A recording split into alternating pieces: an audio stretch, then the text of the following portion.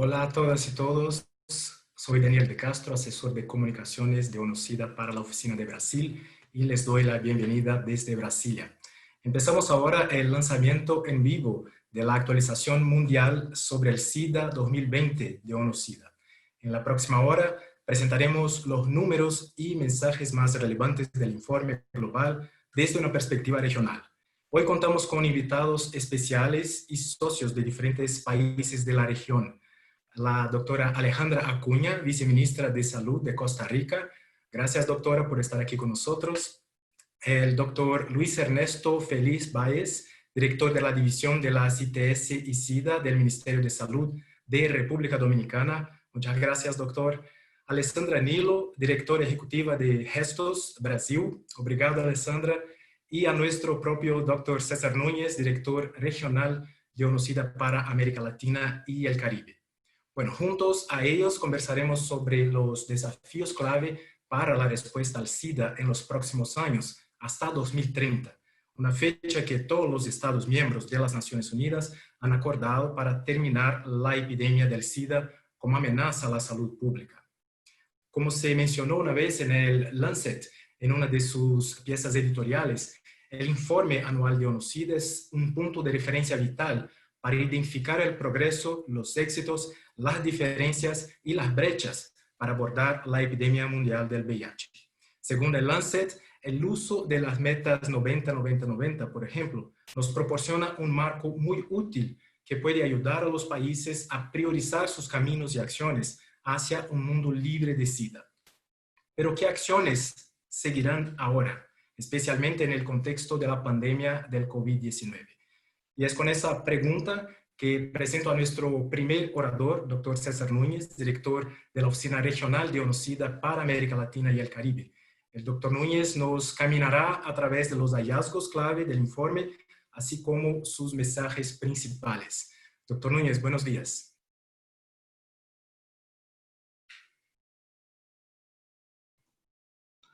Muy buenos días, Daniel. Muchas gracias por tu presentación y doy también la bienvenida a nuestros invitados e invitadas de esta mañana. Aprovechando el momento. Aprovechando el momento es el título de nuestro informe, de nuestra actualización para 2020, abordando las desigualdades arraigadas para poner fin a la epidemia. Estamos en un momento crítico, estamos en un momento donde habíamos impuesto o sugerido algunas metas. 2020 tan rápido nos llegó después de haber tenido nuestro último evento de alto nivel en la Asamblea General en 2016 y para el cual estaremos reportando las metas alcanzadas próximamente. Déjeme comenzar y pido por favor se coloque la primera diapositiva. Hablando de que la pandemia del SIDA en este momento sigue siendo una crisis global agravada por las desigualdades. Aunque hay sorprendentes historias de éxito en la respuesta mundial, el progreso entre regiones y entre los países varía, reflejando las desigualdades, como acababa de mencionar. A causa de tales desigualdades, infelizmente no alcanzaremos los objetivos establecidos para el 2020. Incluso antes de la crisis sanitaria y económica causada por el COVID-19, no nos encontrábamos en situación de alcanzar tales metas globales. Ahora, la epidemia de COVID-19 impacta seriamente la respuesta al SIDA y amenaza con sacarnos de curso. La inequidad de género continúa negando a mujeres y niñas la habilidad de tomar decisiones sobre su salud.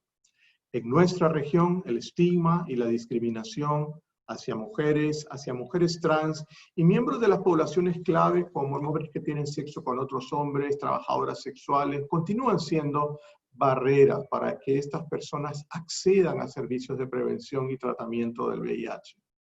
Hay lecciones aprendidas de la respuesta al SIDA que aplican a la respuesta al COVID-19.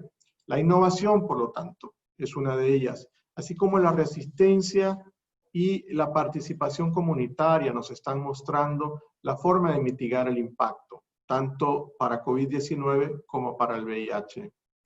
Antes de presentar los datos, creo que es importante reconocer que la preparación de las estimaciones y el monitoreo mundial del SIDA tuvo una pequeña ajuste debido a a que los países tuvieron que enfocarse en los esfuerzos de atender la crisis de COVID. Y por lo tanto, es posible que esta presentación de hoy se tenga que revisar al futuro con actualizaciones. Vamos a la siguiente. Como les mencioné en algún momento, ¿qué significa que no hemos alcanzado las metas de la acción acelerada o la vía rápida, el fast track, establecidas para el 2020? En pocas palabras, entre 2015 y 2020 hubieron 3.5 millones de nuevas infecciones de VIH de más, adicionales, que no hubiéramos alcanzado nosotros las metas. De la misma manera, de haber alcanzado las metas, se habrían evitado 820.000 muertes globalmente en el mismo periodo. Pueden ver ustedes en esa gráfica ese espacio ensombrecido donde está la meta que hubiéramos querido tener y la que hemos alcanzado. Siguiente. Vemos que el número de personas que viven con VIH en la región está marcado alrededor de 2.1 millones de personas, aproximadamente. Y en ese sentido, el número de nuevas infecciones en la región para 2019 se consideró en 120.000. Es decir, un 21% más de las nuevas infecciones que se habían registrado en 2010. Hubiéramos esperado lo contrario. El número de muertes relacionado al SIDA en la región es 37.000. También aquí sí tenemos una reducción del 8% comparado con el número de muertes registradas en el año 2010. Creemos que este indicador puede mejorar aún más debido a que la región cuenta con tratamiento. Siguiente. En América Latina, el 44% de las nuevas infecciones es o acontece primordialmente entre los hombres gays y otros hombres que tienen sexo con hombres. Pero además, si agrupamos las nuevas infecciones entre los miembros de las poblaciones claves en la región, notaremos que un total de 77% de las nuevas infecciones sucede entre poblaciones diversas y solo el 23% restante sucede en el resto de la población. Siguiente. Vamos a hablar ahora de las cascadas de pruebas y de tratamiento. Les pido, en las columnas a la izquierda tenemos la comparación global y América Latina, y para el primer 90 y así sucesivamente para el segundo y para el tercero. En nuestra región, casi un cuarto de las personas que viven con VIH desconocen su estado. Vean ustedes en color rojo, dice 77,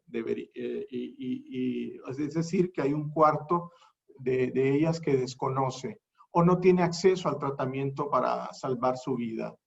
Y también se han hecho, por otro lado, como lo decía al principio, importantes avances, ya que si vemos a la columna total a la izquierda, más de la mitad de las personas que viven con VIH tienen supresión viral. Estos números deben mejorar, deben ser, por supuesto, al vincular más personas a tratamiento y darle seguimiento, deberíamos de tener una supresión viral. Veamos la siguiente. Aquí, vean ustedes, tenemos las regiones del mundo y las coberturas de tratamiento. La América Latina está más o menos en el centro, ligeramente tirada a la derecha, donde vemos que el 64% de las mujeres que necesitan tratamiento lo reciben. Y en el caso de los hombres, el 59%. Estas cifras son ligeramente inferiores a las que reportábamos el año pasado, y vemos cómo en el Caribe, que es la segunda grupo de números, el contraste es 71% en mujeres y 56% en hombres. Ahí creemos que el acceso a tratamiento debe mejorarse. Sabemos que está disponible, sabemos que los estados han incorporado terapias innovadoras en sus esquemas, pero tenemos que acelerar un poco más el paso. Sigamos.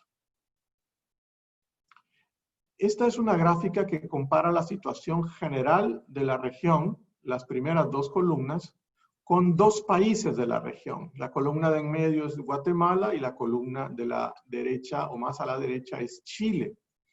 y en ella podemos observar las brechas en el conocimiento del estado del VIH, podemos ver el acceso a tratamiento, podemos ver la supresión viral. El color verde inferior habla de las personas que viven con VIH y tienen carga viral suprimida. Aquí tenemos mujeres 57, hombres 52. El siguiente segmento es personas que viven con VIH y están en tratamiento, pero no tienen carga viral suprimida. El siguiente segmento, personas que viven con VIH y conocen su estado, pero no están en tratamiento. Y la última es personas que viven con VIH que desconocen su estado. Quizás el mensaje que me gustaría que se quedara con ustedes de esta gráfica es: hay diversidad en el avance de los países. De pronto tenemos el reporte de la región a la izquierda, que nos da una mirada, pero si nos vamos a ver país por país, incluso si entramos a los países y vemos por sus grupos de población, vamos a encontrar diferencias importantes. Y eso tenemos que ponernos al día. Siguiente. En esta gráfica hablamos de acceso a tratamiento y otros servicios. Lo contrastamos con la cobertura a atención médica universal. Ahí tenemos conglomerados de 3, ¿no? La cobertura de atención médica universal, luego en color naranja, cobertura de salud reproductiva, neonatal y materna infantil, y la tercera columna tiene que ver con la proporción de personas que viven con VIH que tienen acceso a tratamiento. Casi en todos los países listados en esta gráfica vemos que las personas que viven con VIH con acceso a tratamiento es la gráfica o es la columna más corta con respecto a los otros 2 servicios. Con excepción quizás de Perú, que está ligeramente por encima, pero si miran el intervalo de confianza incluye a los otros 2 tipos de servicios. Es decir, que hay todavía un rezago de los servicios para VIH en la mayoría de los países de la región. Sigamos. En esta gráfica, y disculpen, es bastante pequeña, no es la intención que la puedan leer, sino que es una especie de semáforo, donde el lector, cuando ustedes vayan al informe, van a encontrar de manera resumida algunos detalles. Van a ver ustedes altos niveles de estigma, discriminación y violencia. Y por supuesto, esto nos llama a que hay que trabajar en la reforma de leyes y políticas que no solo protegen a las poblaciones afectadas, sino que de alguna manera legislación que acentúe el estigma, la discriminación. Hay 7 países en la región que tienen alguna figura legal punitiva hacia el trabajo sexual, aunque felizmente ningún país castiga las relaciones entre personas del mismo sexo con prisión o muerte, como sí sucede en otras regiones del mundo. Siguiente. Esa es una gráfica bastante positiva, diría yo, para la región de América Latina. Recursos disponibles para VIH y estimación de las necesidades de recursos para el 2020 en millones de dólares. Vean ustedes cómo desde 2010 hasta 2020 la región ha ido incrementando la disponibilidad de recursos, casi llegando a un 96% del objetivo que se había marcado para 2020. Creo que esta es de las más positivas. Esta es la región del mundo donde los gobiernos colocan los recursos de fondos propios. Realmente el Fondo Mundial, que todavía, por supuesto, nos agrada contar con esos recursos, representa el 1% solamente de los recursos presentes en el país. Los bilaterales representan el 0,2% y otras fuentes internacionales el 2%. Sigamos. ¿Dónde hace falta enfocarnos? Ya mencioné la reforma de leyes. Puedo hablarles de invertir en prevención combinada, asegurando una programación enfocada a los servicios de salud, a la educación sexual y salud sexual y reproductiva, a la prevención de violencia de género. Quiero decirles, por ejemplo, que la autoprueba y el PrEP son 2 elementos innovadores de la prevención combinada que la región no ha adoptado todavía ampliamente. En América Latina solo Brasil ofrece PrEP a través del sistema de salud público, aunque sí está disponible PrEP en otros países, pero a través de estudios pilotos o a través de distribuidores privados. Es importante también mantener a las niñas en la escuela, al menos hasta el nivel secundario, y garantizar educación sexual de calidad con componentes fuertes sobre derechos y género, y apoyar el empoderamiento económico. Finalmente, debemos seguir apoyando a las comunidades en el monitoreo de las brechas o de las violaciones a los derechos humanos, y deben ser fuertes aliados de las poblaciones clave. Siguiente. Como habíamos mencionado, aquí hay que aprovechar la experiencia de la respuesta al VIH ante la nueva pandemia. Tanto en la medida que los países enfrentan la creciente pandemia de COVID-19, la experiencia, los recursos, la infraestructura de las respuestas al VIH se están movilizando para enfrentar el desafío. Tanto el Fondo Mundial, el Banco Mundial han puesto a disposición fondos. Algunos países con proyectos de Fondo Mundial han reprogramado o han solicitado fondos de emergencia. Y en ese sentido, los programas nacionales de VIH en la región contribuyen a través de sus respuestas nacionales al COVID. Siguiente. Las personas que viven con VIH no tienen más riesgos de contraer COVID-19 que una persona VIH negativa. Ahora, hay evidencia de que las personas con VIH, sobre todo las que no tienen tratamiento antirretroviral o tienen otras comorbilidades asociadas o no al VIH, tienen más riesgo de sufrir complicaciones relacionadas con el COVID-19. En resumen, es importante que las personas con VIH tengan su tratamiento para evitarnos una persona con un COVID complicado. Servicios tales como la producción y distribución de condones, PrEP, pruebas de VIH y tratamiento también están siendo afectados negativamente. Las poblaciones en movilidad. Tenemos una cantidad significativa de migrantes en la región, tanto hacia el sur como hacia el norte, partiendo desde el epicentro, que es Venezuela en su mayoría, aunque también tenemos extracontinentales. Y no puedo dejar de mencionar que algunos de los buenos esfuerzos sanitarios para prevención del COVID también han traído algunas restricciones que impiden que algunas de las poblaciones tengan acceso a estos servicios. Siguiente. ¿Cómo convertimos la crisis en una oportunidad? Bueno, aquí creo que se han acelerado algunas buenas ideas. Hemos tenido consejería virtual, ha habido distribución de PrEP a domicilio y la recomendación más importante que ha hecho NUCIDA tiene que ver con la dispensación de antirretrovirales por múltiples meses, o DDM, ¿verdad? O DMM, dispensación de múltiples meses. Es un ejemplo de cómo aprovechar el momento. El DMM reduce la necesidad de visitas a las clínicas de rutina y un análisis hecho por NUCIDA nos habla de que se ha reducido a la mitad el número de visitas clínicas. Por supuesto, esto empodera a las personas que viven con VIH para estar al frente de su tratamiento. Después de que comenzó el confinamiento, una encuesta rápida que hicimos desde la oficina regional nos mostró que el 55% de países reportaron al menos que 75% de las personas tenían 3 meses de tratamiento en reserva. Casi el 25% de los países reportaron que menos del 50% tenían esa reserva. A nivel global, estas políticas de DMM fueron implementadas y lográbamos un escenario óptimo en el cual el 70% de tratamiento se les diera un suministro antirretroviral por 6 meses. Se lograría 26 millones de visitas clínicas relacionadas al suministro de medicinas al año. También en una encuesta más reciente de NUCIDA sobre las necesidades de las personas con VIH en América Latina durante COVID-19, se destaca el dato de que 7 de cada 10 personas solo tenían antirretrovirales para un mes o menos de un mes, a diferencia de los que indican los reportes de los países. Aquí es importante contrastar ambos elementos. La siguiente. Una especie de semáforo nuevo, en este caso en rojo, los países que reportaron un cambio negativo en la prestación de servicios de prevención combinada. En verde, los países que reportaron un cambio positivo. En este caso, por ejemplo, en Guatemala, las autopruebas y el PrEP han sido contempladas como una consecuencia de la crisis de COVID, al menos en este momento como una propuesta para implementar.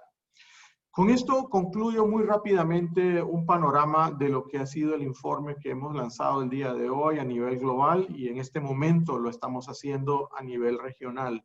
Ciertamente los mensajes son: no hemos logrado alcanzar las metas que nos habíamos propuesto para el año 2020. Se mantienen las inequidades, particularmente el estigma y discriminación, pero también vemos una oportunidad al involucrar a las comunidades en la respuesta.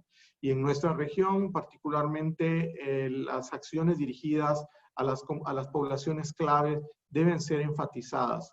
Hemos visto cómo hay importantes avances en la financiación por parte de fondos propios de los estados, pero necesitamos acelerar un poco más y, por supuesto, ante la presencia de COVID-19, particularmente las acciones de protección social van a ser muy importantes, donde se incluya a las personas que viven con VIH o afectadas por el VIH dentro de esas iniciativas de protección social.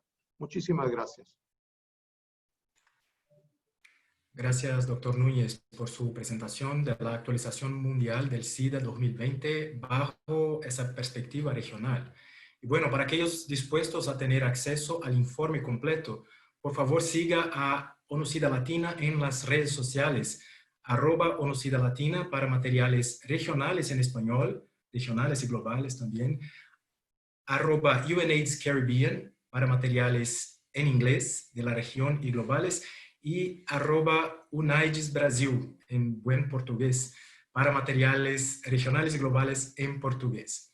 Bueno, al final de este debate seleccionaremos algunas preguntas de la audiencia, así que envíe sus comentarios y preguntas por los canales de la plataforma. Para los miembros de la prensa dedicamos un canal exclusivo en WhatsApp, o si lo prefieren pueden también enviar sus preguntas como mensaje directo a nuestra cuenta Twitter, @ONU-SIDA Latina. Empezamos entonces ahora por América Central. Vamos a Costa Rica. Nuestra invitada es la doctora Alejandra Acuña Navarro, viceministra de Salud en este país. Doctora Acuña, en diciembre pasado Costa Rica aprobó en el plenario legislativo una reforma a la ley de VIH, alineando las acciones nacionales con las que impulsa ONU-SIDA para reducir las nuevas infecciones por VIH, garantizar un enfoque combinado e integral de la prevención y lograr también un entorno libre de estigma y discriminación hacia las personas quienes viven con VIH y las poblaciones más afectadas por la epidemia. Pregunta, en estos tiempos de coronavirus, ¿cuáles son las acciones que se han implementado en Costa Rica para mantener la respuesta al VIH? Bienvenida, doctora Acuña, adelante.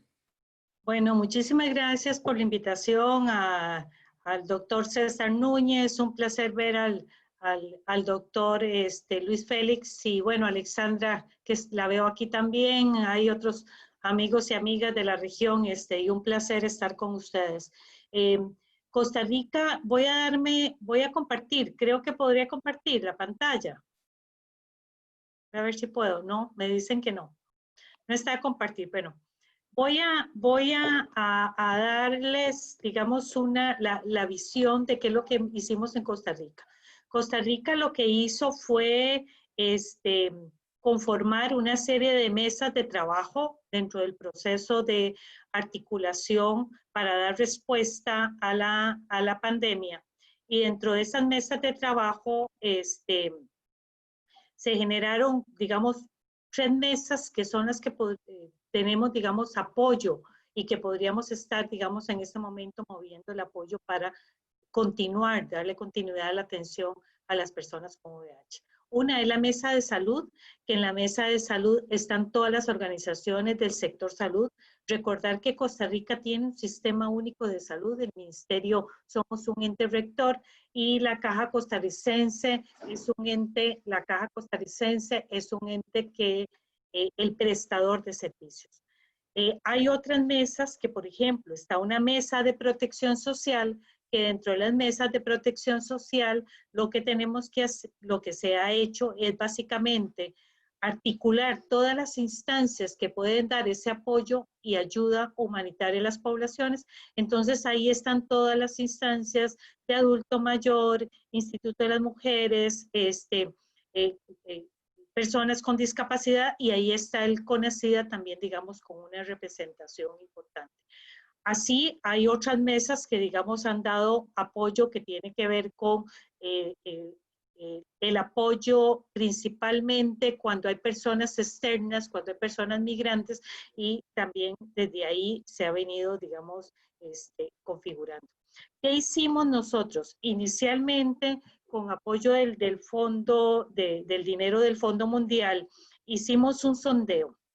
Hicimos una revisión de cómo estaba la situación de las personas LGTBIQ+, y las personas con VIH en materia del manejo de la pandemia. A partir de ahí identificamos cuáles eran sus necesidades y realizamos algunos ajustes en las acciones. Dentro de los ajustes fue ajustes en las consultas, se hacen algunas consultas por telemedicina. Nosotros tenemos un expediente único de salud donde la mayor parte de la población tiene acceso a este expediente único. Es un expediente electrónico. Y entonces se previó que la entrega de medicamentos también fuera a nivel domiciliar. Las personas tienen acceso a un número, pueden hacer ingreso a ese número y solicitar la entrega de medicamentos a nivel domiciliar. Lo que sí no logramos, porque bueno, se hizo para todas las enfermedades crónicas, es que se hace entrega a domicilio, pero es mensual. No logramos que se pudiera hacer a más largo plazo, pero con la ventaja que la mayor parte han tenido, digamos, esta entrega. Siempre existen algunas dificultades, tampoco decimos que todo está solucionado. Se elaboró una campaña de comunicación con mensajes guía a las personas con VIH y de manera muy importante para poder, digamos, también a través de redes, a través de Facebook, a través de WhatsApp, que entre las mismas poblaciones estuvieran dando esa información. Se promovieron acciones de salud mental. Tenemos una línea, la 1322, que se ha divulgado bastante entre las poblaciones para que sean atendidos no solo procesos de salud mental, sino atención cuando hay casos de violencia, porque también el estar en confinamiento ha implicado violencia, incluso para las personas con VIH, y no solo VIH, sino poblaciones LGTBI. Se gestionó apoyo humanitario dentro de esta mesa de ayuda humanitaria, de protección social. Lo que se hizo fue hacer una lista de las personas que en ese momento, que ya de por sí, que ese es el problema con la pandemia, ¿verdad? Ya de por sí nuestras poblaciones han tenido dificultades socioeconómicas importantes y la pandemia las ha incrementado. Entonces ahorita lo que se hizo es y se está gestionando el apoyo humanitario de manera que se les brinden los servicios de darles diarios y algunos otros apoyos que el Estado ha previsto. Se ha empezado a hacer una apertura y realización de pruebas. Nosotros aquí nos ha costado mucho el tema de pruebas, pero bueno, ahorita tenemos descentralización de pruebas a nivel de todo el país y entonces ya los grupos poblacionales en este momento tienen la posibilidad de acceder a esas pruebas de manera descentralizada. Y bueno, hicimos solicitud de fondos adicionales al Fondo Mundial para dotación de equipos de protección personal a poblaciones para que se sigan brindando servicios de protección. ¿Cuáles siguen siendo nuestros grandes retos? Bueno, el control tanto de las acciones de VIH, el control de las actividades también que estamos realizando en relación al COVID versus la reapertura económica, ¿verdad? Porque la reapertura económica en estos días nos ha hecho que tengamos un repunte de los nuevos casos de COVID y eso entonces nos puede revertir a volver a confinar y por lo tanto mayores dificultades también para nuestras poblaciones. Bueno, es el continuar atendiendo a la población afectada en este momento, principalmente a la población de VIH, en la comunicación que tratamos de hacer a través de las organizaciones de sociedad civil y el apoyo a las organizaciones para que continúen con sus servicios. Recuerden aquí que la Junta de Protección Social da apoyo y en este momento ya está financiando organizaciones de sociedad civil, principalmente las que están vinculadas al proyecto del Fondo Mundial. Entonces sí les estamos dando seguimiento para que se gestionen estrategias más virtuales, estrategias que ahorita Sí, queríamos que fueran algunas de manera presencial, pero con equipos de protección, de manera que también los protejamos. Y bueno, principalmente el que mantengamos los recursos para poder dar esta ayuda humanitaria, este apoyo de protección social, porque las poblaciones, muchas han quedado sin trabajo, muchas han quedado con dificultades. Entonces, este es uno de los mayores retos que todavía estamos gestionando desde la Comisión Nacional de Emergencia. Ellos tienen, digamos, las listas, tienen en este momento la búsqueda de recursos, principalmente para poder distribuirlos a las personas que en este momento lo están ocupando. Entonces, realmente, digamos, esa sería el planteamiento que nosotros estamos haciendo.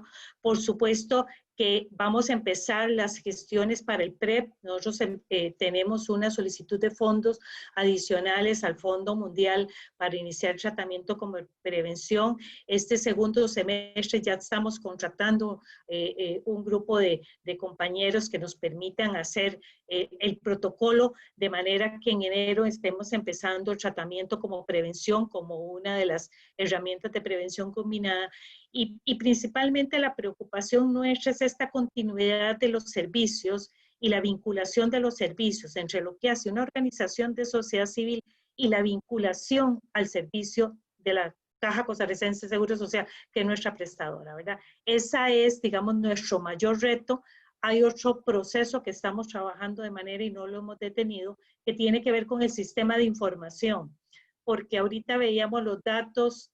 Tristemente no hemos logrado las metas, pero mucho también es porque puede haber dificultades en nuestros sistemas de información.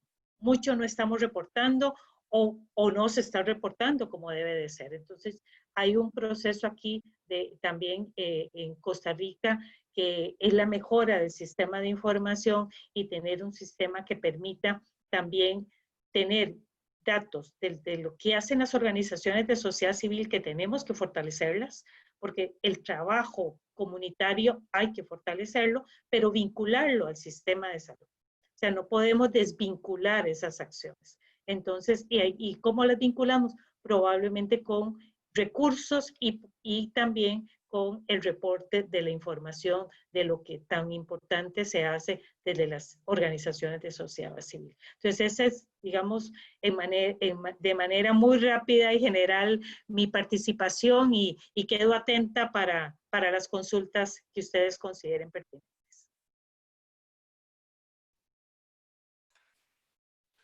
Gracias, doctora Alejandra Acuña Navarro, ministra del Ministerio de Salud viceministra del Ministerio de Salud de Costa Rica. Un placer tener su participación con nosotros. Bueno, para continuar nuestra perspectiva sobre los desafíos de la respuesta al VIH en América Latina y el Caribe, hacemos todo el camino hasta la isla española, en República Dominicana. Ahora nuestro invitado es el doctor Luis Ernesto Félix Báez, director de la División de las ITS y SIDA del Ministerio de Salud de República Dominicana. Doctor, UNOSIDA reconoce el compromiso de República Dominicana con las metas de respuesta acelerada. También reconoce los retos que enfrenta para atención de calidad a una población migrante cada vez mayor. ¿Podría, por favor, comentarnos cuáles son las principales líneas de acción que implementa su dirección para garantizar una respuesta efectiva al VIH en estos tiempos de coronavirus? Bienvenido al debate, el micrófono es todo suyo. Muchas gracias, Daniel. Muy buenos días. Saludar a todos los que están conectados en este momento. Un saludo especial, yo diría, al doctor César Núñez, a la doctora Alejandra Acuña, y en ellos a todos mis compañeros, de verdad. Agradecer la invitación de la República Dominicana ante este lanzamiento regional. Y para iniciar, voy a pedir, por favor, si nos pueden poner el primer slide de la presentación. Próxima, por favor. Sí, queremos poner en este inicio el contexto de algunos datos generales de país, contenido en lo que es el informe de estimaciones y proyecciones de prevalencia de VIH y cargas de enfermedad. Para ese informe contamos con unas 69.900 personas que viven con la condición de VIH para una prevalencia de 0.8%. Unas 38.000 personas que viven con la condición están activas y reciben tratamientos ARV. Ante la epidemia de COVID en nuestro país, ha tenido hasta el día 2 de julio de este mes unas 34.197 personas infectadas, y de ellas pues 35 personas que viven con VIH han sido infectadas, y de la misma pues hemos tenido unas 10 personas que han fallecido por el COVID. Próxima, por favor. La respuesta de las autoridades frente a esta pandemia, debo decirles que el día 19 de marzo del 2020, mediante decreto presidencial 134-20, el presidente de la República Dominicana, el licenciado Danilo Medina, declaró estado de emergencia en todo el territorio nacional por la pandemia del coronavirus. Ante la declaratoria de estado de emergencia nacional, pues fue necesario adoptar medidas de carácter excepcional para salvaguardar la vida y la salud de las personas, incluyendo, claro está, que era de suma importancia a las personas que viven con VIH. A mano derecha se puede apreciar ahí lo que fue el decreto presidencial que fue emitido en ese día. Próxima, por favor. Ahora, una vez hemos visto en este slide las medidas en estos primeros días, desde las más altas instancias del gobierno, se priorizaron los grupos vulnerables. Y justamente a raíz de esa respuesta, pues como prioridad estaba garantizar la protección de los derechos de las personas con VIH y de su familia. También se hicieron alianzas público-privadas con la sociedad civil y apoyo de agencias de cooperación para llegar a lo que son las personas con VIH en la comunidad, y de hecho se establecieron programas de protección social desde la Presidencia de la República para las poblaciones vulnerables. Próxima. En estos primeros slides que pasamos, pues vimos algunas de las acciones de las instancias del gobierno donde se han priorizado los grupos vulnerables, y a raíz justamente de esa declaratoria de emergencia del 26 de marzo del 2020, pues el Programa Nacional de las ITS VIH-Sida del Ministerio de Salud publicó lo que es la directriz clínica para el abastecimiento y dispensación de medicamentos antirretrovirales durante la emergencia de la epidemia del COVID-19. Es la directriz que tenemos a mano derecha, y además de esa directriz, pues creamos un grupo multisectorial por redes sociales para la respuesta rápida al COVID en el periodo de emergencia, en la que se incluyeron agencias de cooperación de la sociedad civil, agencias de cooperación, organizaciones de la sociedad civil, instituciones públicas. Es decir, era un grupo donde confluyen todos los sectores de la respuesta nacional, donde se podía notificar por esas vías, por esas redes, se podía notificar cualquier necesidad que se pudiera estar presentando, tanto en algún servicio como de manera particular en alguna persona directa que viva con la condición de VIH. Próxima. La finalidad de esta directriz estaba justamente dirigida a orientar al personal de salud de los establecimientos y comunidad en el manejo de los medicamentos e insumos de VIH durante el periodo de emergencia.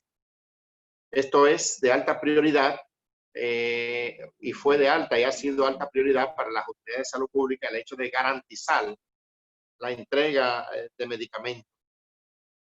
También promover intervenciones centradas en las personas con VIH, lo que incluye, como se ha hecho en los países de la región, lo que es la dispensación múltiples para ellos, que incluye 3 meses y 6 meses. 6 meses a los pacientes estables. Esto es personas que se han mantenido durante los últimos 6 meses con carga viral suprimida, que han mantenido de manera continua su tratamiento y no han dejado de usarlo y han estado asistiendo a su cita de manera regular. También horarios de atención especiales para las personas con VIH y la dispensación domiciliaria y comunitaria con el apoyo de proyectos de cooperación. Podemos decir que esta ha sido una intervención novedosa para la entrega de medicamentos a usuarios que no podían asistir a los establecimientos de salud a buscar sus medicamentos. Y ha sido una intervención justamente centrada en la persona desde la perspectiva del usuario. Se ha estado realizando en muchos servicios para justamente garantizar la entrega de esos medicamentos. Como hemos visto hasta este momento, la respuesta del programa antes y durante el periodo de emergencia para lo que ha sido la reapertura y la fase de desescalada. Ahora bien, para la apertura desde la Presidencia de la República, el Ministerio de Salud Pública, próxima por favor, como parte de la respuesta al COVID-19 y con mira a la etapa de normalización, el Ministerio de Salud Pública pues ha puesto en circulación los lineamientos generales para la normalización de la provisión de servicios de salud ante la pandemia del COVID-19, que es el documento que ustedes ven a mano derecha en este slide. Asimismo se llama Lineamientos Generales para la normalización de la provisión de servicios de salud ante la pandemia del COVID-19. Esto incluye, este documento, medidas generales en la cual también están medidas sectoriales para lo que son hospitales, centros del primer nivel de atención, centros de diálisis, centros oncológicos, entre otros. Y lo más importante de estos lineamientos es que justamente se incluyó programas de salud y grupos vulnerables. Próximo, por favor. Entre los programas de salud y grupos vulnerables están incluidos, claro, los VIH, tuberculosis, planificación familiar, materno-infantil, vectores, crónica, población LGTB, personas con discapacidad, privados de libertad, entre otros. Esto es que desde el Ministerio de Salud Pública, como compromiso con la población, pues se han priorizado la necesidad de atención y garantizar los derechos de la población en condición de vulnerabilidad sin estigma y discriminación. Por eso se trabajó una sesión completa dirigida a lo que son los programas de salud y grupos vulnerables. Próximo, por favor. Como ustedes pueden ver en estas imágenes, son intervenciones que se han estado realizando en establecimientos de salud y también acciones comunitarias centradas en las personas que viven con VIH. Son imágenes que hablan por sí solas del trabajo comunitario que se ha estado haciendo. A mano derecha vemos en la foto de la imagen superior derecha, vemos ahí a la licenciada Betania Betance, representante de ONUCIDA País, en la entrega de alimentos a personas que viven con VIH y personal comunitario pues entregando medicamentos de manera directa, tomando claro está las medidas de protección del lugar para evitar la contaminación del COVID-19. Próxima, por favor. Bueno, habiendo compartido con ustedes todo lo que ha sido parte de la experiencia y las respuestas que desde la República Dominicana hemos dado, desde tanto de las más altas instancias del gobierno, Presidencia de la República, Ministerio de Salud Pública, y viendo la emergencia hacia la normalización, pues tenemos que ir aprendiendo a vivir con el COVID-19. nos quedan, podemos decir, grandes retos. Y de hecho me permito compartir con ustedes desde la perspectiva de la República Dominicana algunos de esos retos.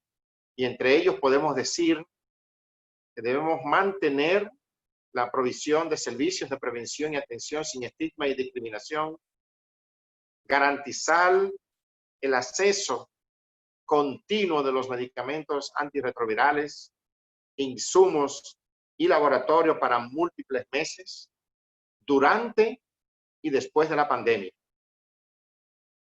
La incorporación del COVID-19 en los marcos normativos y regulatorios, pues esto debemos verlo como parte de lo que sería nuestro diario vivir, implementar acciones centradas en las necesidades de personas con VIH, su familia y comunidad, no solo en este punto de falta quizás de medicamentos, sino también que debemos valorar también a estos grupos y sus familias también falta de alimentos que pudieran tener en algún momento. Identificar intervenciones para continuar con la aceleración de las metas de la estrategia 90-90-90. Ya lo conversaba al inicio, previo al inicio de esta actividad con el doctor César Núñez, de continuar con la aceleración de las metas de la estrategia 90-90-90. Y en este punto, quizás es importante reenfocar estrategias novedosas, acorde con la realidad que vivimos ante el COVID-19 y que nos permitan llegar a nuestra meta. Otro reto es poder mantener los programas de protección social y cerrar la brecha de acceso. Esto es que más personas puedan recibir la ayuda de parte del gobierno.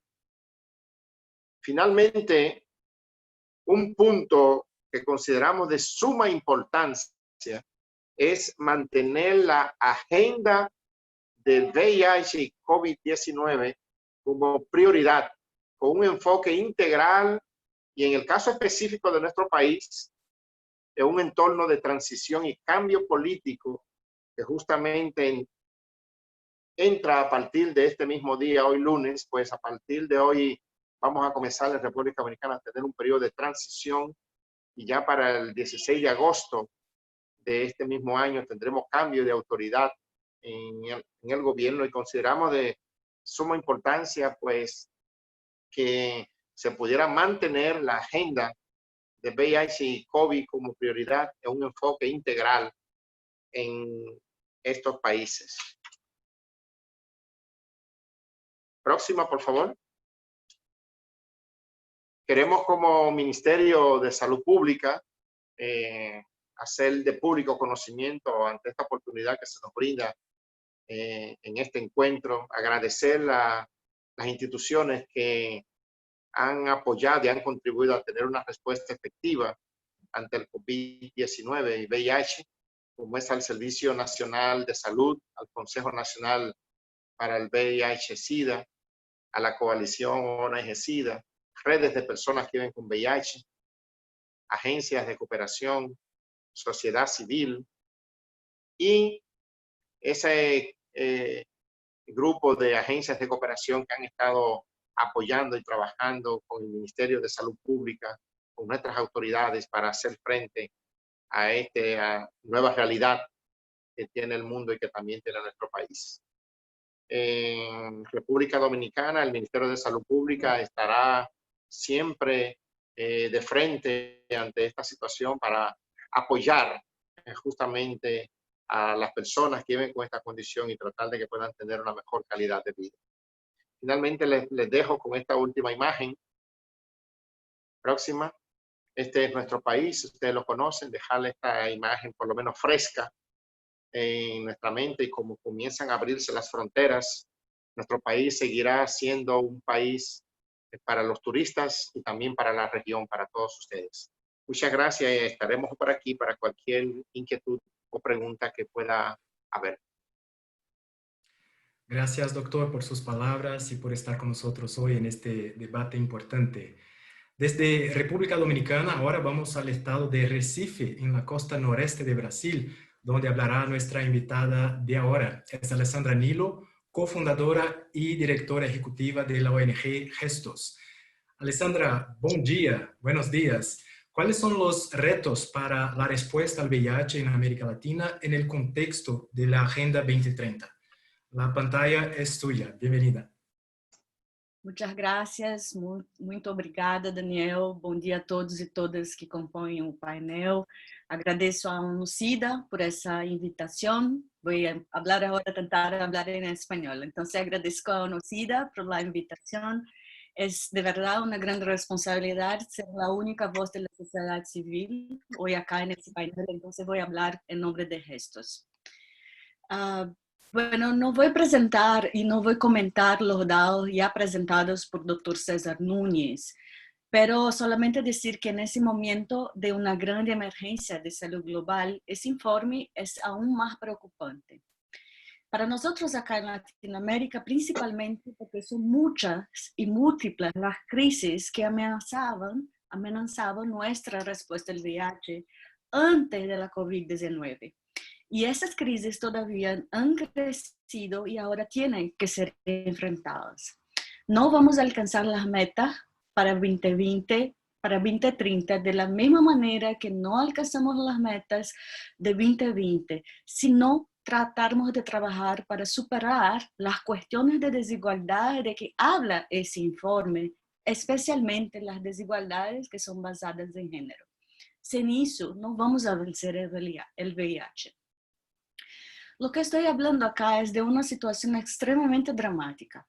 O los países de esa región rechazan las políticas de austeridad, se guían por la evidencia y por una agenda basada en derechos, o por más que se esfuercen los países de los programas nacionales de VIH-Sida, veremos muy pronto, en unos meses, que las respuestas del VIH-Sida que hemos luchado y construido durante décadas van a estar destruidas. Es una cuestión de tiempo, es una cuestión emergencial.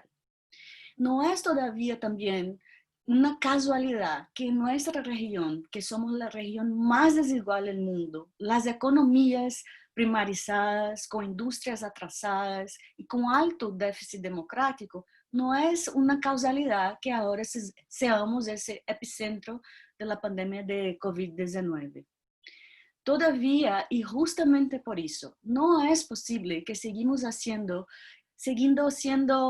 invisibles en la respuesta de la cooperación internacional en salud y en género, que sigamos así también invisibles en las estrategias y financiamientos globales contra el VIH y el SIDA, tal como mujeres y niñas que finalmente son priorizadas en un informe global sobre VIH, especialmente las mujeres trans y de las poblaciones claves, todavía no pueden seguir invisibles en los presupuestos de VIH en América Latina.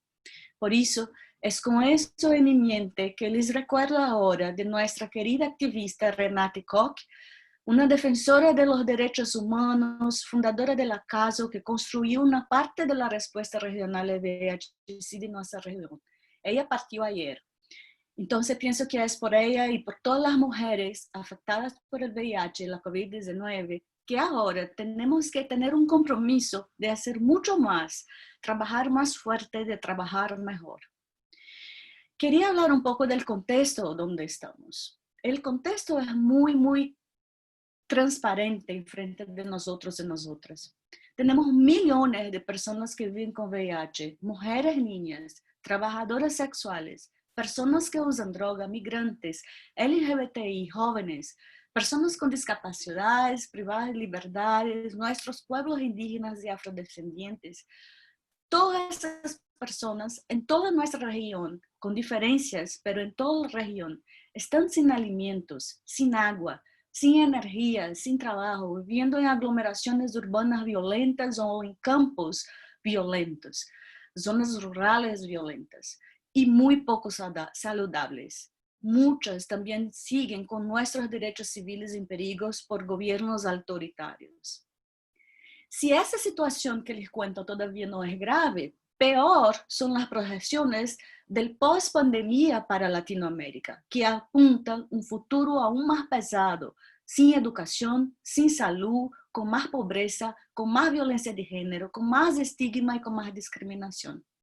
Por eso, para nosotros desde la sociedad civil, nunca necesitamos tanto de una ruta estratégica, multisectorial, integrada y, por supuesto, financiada. O sea, nunca necesitamos tanto implementar una agenda como la Agenda 2030 de Desarrollo Sostenible nos ofrece. En esa nueva normalidad no va a haber novedad si las políticas no pueden seguir y van a seguir alimentando las desigualdades. El momento político de hacer cambios estructurales dirigidos a la justicia social es ahora. Estamos bajo el riesgo inminente de un desastre a nivel nunca antes imaginado en el mundo, que tornará la respuesta a integrar el VIH prácticamente imposible. Entonces tenemos que salir de la zona de confort, tenemos que hacer diferente y tenemos que hacer de una respuesta realmente de esa vez multisectorial. ¿Cómo eso todo se prevé en los objetivos de desarrollo sostenible? Esa es la hora ahora, donde nuestros derechos, por la primera vez en la historia de América Latina, deben encajar, deben caber en los presupuestos de las inversiones públicas, no al revés, que es lo que hemos vivido hasta ahora.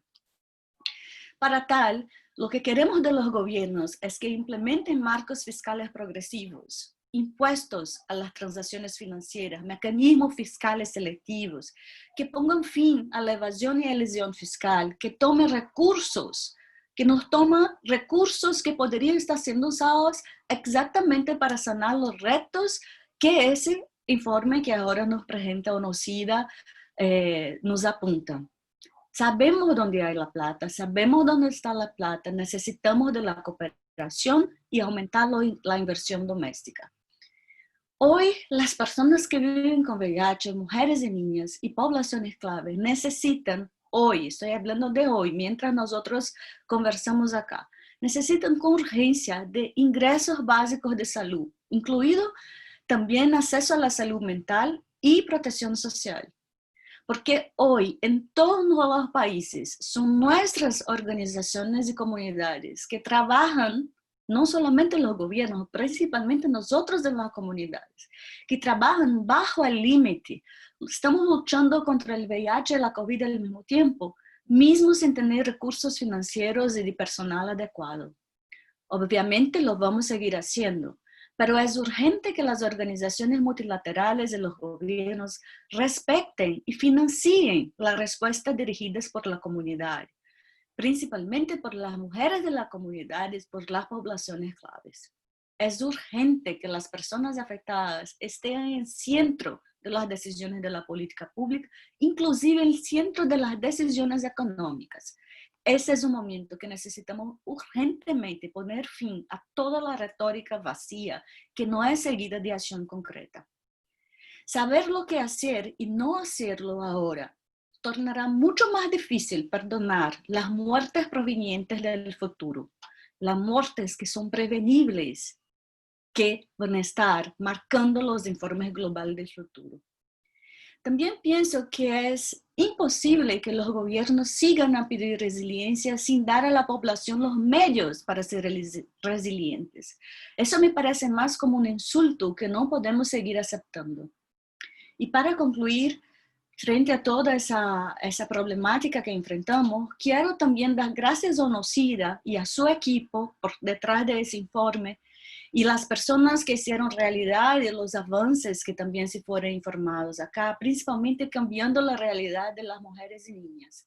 Ese tipo de plática de ONUCIDA nos muestra la necesidad de tener organizaciones multilaterales mucho más fuertes, capaces de nos orientar para políticas basadas en evidencia. Por eso que nosotros congratulamos a ONUCIDA por el lanzamiento de los informes. Queremos focar mucho más ahora en cómo salir de esos retos de una manera articulada e integral, sin olvidar que estamos en una situación como nunca antes ninguno de nosotros y nosotras vivimos. Nadie acá en panel o fuera de panel ha pasado porque estamos pasando ahora. Por eso necesitamos y esperamos que UNOCIDA, bajo un liderazgo feminista y antirracista, fortalezca aún más nuestras respuestas comunitarias en Latinoamérica y junto con los gobiernos progresistas impulsen las políticas públicas que funcionan y que sabemos cuáles son, ¿ok? Las políticas públicas que funcionan son aquellas basadas en evidencias, con presupuesto, y como ese informe muestra, que tiene que estar aliado con principios alineados en la Agenda 2030 y con los principios democráticos del Estado de Derecho, que más que nunca son los principios que para contestar al VIH-Sida de una manera integral deben prevalecer en nuestra región. Esos son los puntos que quería traer para nuestra discusión y reflexión de hoy. Muchas gracias. Muchísimas gracias por su participación, Alessandra, muy amable. Y bueno, gracias por hablar de RENATE. El UNOCIDA en Venezuela y la Oficina Regional de UNOCIDA para América Latina y el Caribe se unen al duelo que aflige a nuestro antiguo director de país, colega y amigo, Dr. Edgar Carrasco, por esa irreparable pérdida de su compañera de vida y, como dijiste bien, una destacada activista. Gracias, Renate, y un fuerte abrazo, querido Edgar. Bueno, vemos conectada a la doctora Ana Isabel Nieto, quien es coordinadora del Programa Nacional de ITS-VIH del Ministerio de Salud de El Salvador. Muchas gracias por conectarse a este lanzamiento, doctora. Ya que contamos con su presencia, ¿podría compartirnos cuáles han sido los avances y retos de la respuesta al VIH en El Salvador? Bienvenida.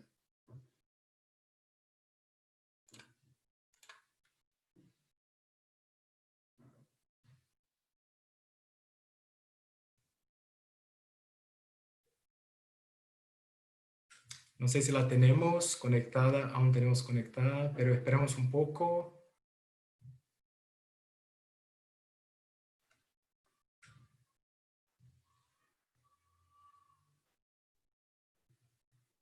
Bueno, cuando la tenemos conectada, volveremos a hacer la pregunta. De todas maneras, ahora estamos dirigiéndonos hacia la parte final de este debate para las preguntas y respuestas de la audiencia. Les pediré a todos que lo mantengan corto y objetivo para que hagamos el mayor número posible de preguntas. Y gracias a todas las personas de la audiencia que nos han enviado sus preguntas. Quisiera hacer la primera pregunta al doctor César Núñez, director regional de UNOCIDA para América Latina y el Caribe. Una pregunta que nos viene de la periodista Keila Rojas de La Estrella de Panamá. ¿Cómo está el panorama en cuanto a acceder a pruebas y medidas de tratamiento del VIH? Muchísimas gracias, Daniel, y muchísimas gracias a la pregunta de la periodista. Hemos notado en las últimas semanas que la oferta de pruebas para VIH ha tenido una reducción en los laboratorios, pues son los mismos laboratorios que están ofreciendo pruebas para COVID-19 en algunos países. Y es parte de nuestro llamado, ¿no? Que no se reduzca la oferta de los servicios para VIH en este momento. Necesitamos mantener no solo la disponibilidad de pruebas, sino que la entrega de tratamiento por múltiples meses. Una de las estrategias que hemos propuesto en UNOCIDA desde antes de COVID ha sido la autoprueba. Mencionaba hace un momento que Brasil la ha implementado y estamos viendo con éxito y estamos monitoreando la posibilidad de que esto pueda hacerse en otros países. Por lo pronto, apenas resaltar que con las precauciones del caso, las pruebas deben mantenerse en el nivel que estaban o incluso incrementándolas un poco.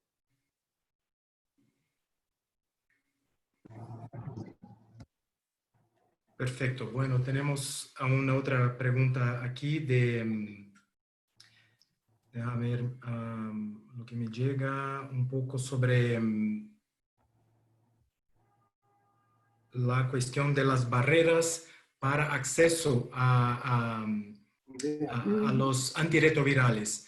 ¿Crees que, la pregunta es, ¿crees que sería posible resolver los problemas de falta de antirretrovirales en la región? Creo que la región ha diseñado estrategias importantes para poder integrar los antirretrovirales a sus esquemas. Uno de ellos es la compra conjunta de medicamentos que algunos países han propuesto, particularmente a través del sistema de integración centroamericana. Ya ha habido experiencias previas exitosas, seguramente la doctora Acuña podrá comentar, pero en vacunas se viene haciendo desde hace mucho tiempo. En el caso de compra de medicamentos, vemos cómo el fondo estratégico de la OPS, que ofrece a los países de América Latina y el Caribe, también es una opción para la adquisición no solo de medicamentos, sino que también de pruebas. Pero una cosa muy importante que desde UNOCIDA hemos levantado con mucha fuerza es la estandarización de los esquemas de tratamiento. Desde el año pasado estamos proponiendo la introducción de dolutegravir como un medicamento esencial dentro de esos esquemas y con mucho más énfasis el manejo de la triple terapia en una sola pastilla, ¿no? El TLD, ¿verdad? De hecho, tenemos una propuesta que estamos presentando a los países de América Latina y el Caribe que se congregan en el proceso Quito, que tiene que ver con la respuesta que se da a la migración venezolana a través de América del Sur, que este esquema de TLD, estas 3 moléculas en una sola cápsula, pueda ser entregado no solo a los migrantes, sino que a toda la población. Y de esa manera lograr incrementar el primer 90 diagnosticando, el segundo 90 entregando el tratamiento y por supuesto tener el efecto positivo en la reducción de la carga viral para el tercer 90. Perfecto. Nos llegó una pregunta de Ronald Díaz y Víctor Jaramillo para la doctora Acuña de Costa Rica. ¿Cómo se puede ser parte de las mesas de trabajo?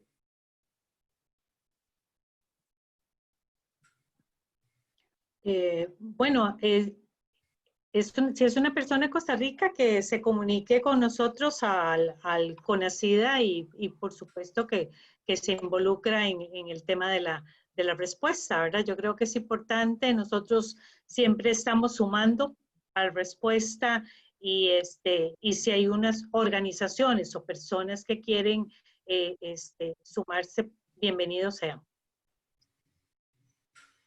Perfecto, gracias. Gio Meléndez pregunta al doctor Núñez, con los datos ofrecidos hoy, parece que el 50% de las nuevas infecciones se enfoca en hombres que hacen sexo con hombres y mujeres trans. ¿Podemos pensar que hay una tendencia en la región en que debemos empezar a mirar hacia otras poblaciones como drivers de la epidemia? En este momento, y tal como lo ha mencionado Alessandra, la comunidad de las poblaciones claves es importante. También se mencionó, como se mencionaba antes en este informe, el papel de la respuesta en mujeres, jóvenes y niñas, que en muchas ocasiones queda por detrás. O escondido. ¿Por qué menciono esto? Porque las prevalencias en algunas ocasiones nos muestran cifras bajas, pero cuando multiplicamos una prevalencia en mujeres por el número de mujeres que existen en la región, nos da un número importante de mujeres que viven con VIH. Yo creo que aquí es analizar país por país dónde está la epidemia, dónde están las comunidades que debemos atender. El hecho de que seguimos teniendo prevalencias importantes en poblaciones clave quiere decir que no hemos terminado la tarea. Las poblaciones clave, por el estigma y la discriminación, tienden a no acudir a los servicios de salud, tienden a tener temor de hacerse una prueba. Incluso una vez ya diagnosticados o diagnosticadas, tienen temor de venir a buscar sus medicamentos. Si no podemos cerrar esa brecha, es muy difícil incluso que podamos ampliarnos a otras poblaciones. Hemos hablado por mucho tiempo, hace unos años, acerca del tratamiento como mecanismo de prevención. La prevención debe ser apuntalada y hemos hablado de mecanismos novedosos como el PrEP. ¿Por qué todavía seguimos teniendo países donde PrEP es un ensayo piloto? cuando ya está demostrado que funciona. Brasil lo ha mostrado, sé que la Ciudad de México lo ha mostrado, algunas ciudades en América del Sur también, pero necesitamos que sean estrategias que vayan a lo largo y ancho de las respuestas en los países. Creo también que es importante, Daniel, no solo el diagnosticar nuevos casos y ligarlos a tratamientos, sino que el sostener ese tratamiento. En los últimos 2 años, diría yo, nos hemos encontrado en la región con episodios de desabastecimiento. O yo sé que en algunos países no gusta esa palabra de desabasto, sino que de pronto hay un suficiente stock para entregar un mes. Nos agarra ahora mismo el COVID, estamos haciendo la recomendación de entrega de múltiples meses de tratamiento y nos damos cuenta que no hay suficiente en algunas reservas de países como para entregar múltiples meses. Entonces, ya hay estrategias o criterios definidos para enfocarnos en las poblaciones que más necesitan los medicamentos, las poblaciones donde más tenemos que hacer énfasis, y yo diría que en este momento de COVID, alineemos. Son 2 epidemias virales, son 2 epidemias que atacan a los más pobres, como hemos escuchado, medidas de protección social, todas estas determinantes sociales juegan un papel, ser pobre, no tener educación, no tener un techo, no tener acceso a trabajo, todas esas son variables que intensifican el riesgo de una persona. Gracias, doctor Núñez. Bueno, ahora sí tenemos conectada a la doctora Ana Isabel Nieto, quien es coordinadora del Programa Nacional de ITS-VIH del Ministerio de Salud de El Salvador. Muchas gracias por conectarse a este lanzamiento, doctora. Ya que aquí estamos, con su presencia, ¿podría compartirnos cuáles han sido los avances y retos de la respuesta al VIH en El Salvador? Buen día. Buen día a todos, un gusto saludarles y compartir también las experiencias de país. Creo que hay cosas positivas dentro de toda esta tragedia de COVID. En todos nuestros países siempre la entrega de medicamentos ha sido mensual. COVID nos ha permitido dar para 2, 3, 4 meses, entregar medicamentos a domicilio, cosa que era imposible. Estamos como país en una estrategia de entrega de medicamentos a través del servicio de correo de El Salvador, y ahí nos hemos encontrado con el obstáculo que muchas personas no aceptan este mecanismo porque el tema de estigma y discriminación, ni sus familias conocen el diagnóstico. Entonces estamos utilizando otras alternativas a través de los socios de PEPFAR para la entrega domiciliar, y ya tenemos los lineamientos para la entrega domiciliar, y a la fuerza que por esta cuestión de la epidemia y del stock de medicamentos, dado que el principal productor es la India y con todos los retrasos que han habido, pues nos hemos visto afectados por el desabastecimiento de algunos antirretrovirales y específicamente de la primera línea. Entonces, nuestra transición, que la habíamos planificado de llevarla en forma gradual hacia dolutegravir, pues la vamos a tener que hacer pues de una sola vez, ¿verdad? Y poder pues entregar los medicamentos con PEPFAR. Estamos en el proceso de que nos van a donar TLD en presentación de 90 tabletas, lo que va a facilitar a las personas poder acceder a sus medicamentos para 3 meses de una sola vez. Entonces, para nosotros eso es una ventaja, digamos. Los esfuerzos son muchos, el país prácticamente está paralizado, estamos trabajando muy estrechamente con los clínicos para que no dejen de brindar la atención a las personas con VIH, aunque las directrices son otras, ¿verdad? Pero sí estamos en ese proceso. Muy pocos los casos que hemos conocido de personas con VIH que han fallecido por COVID, pero la recomendación hacia las organizaciones de personas con VIH es seguir trabajando en el tema de la prevención. Vamos a hacer toda una campaña virtual, ¿verdad?, para el uso de TLD a partir ya de la presente semana, y pues hemos tenido un cambio de autoridades continuo y hay que ir induciendo a las nuevas autoridades para que ellos entiendan la complejidad de VIH, que no podemos, y aquí sí yo he pedido a OPS Washington que así como hicieron una declaración del uso de ivermectina, hagan una declaración con el uso del lopinavir, ritonavir, porque lo están utilizando para COVID sin las evidencias suficientes, y esto nos está poniendo en riesgo la atención a las personas con VIH que usan lopinavir, ritonavir.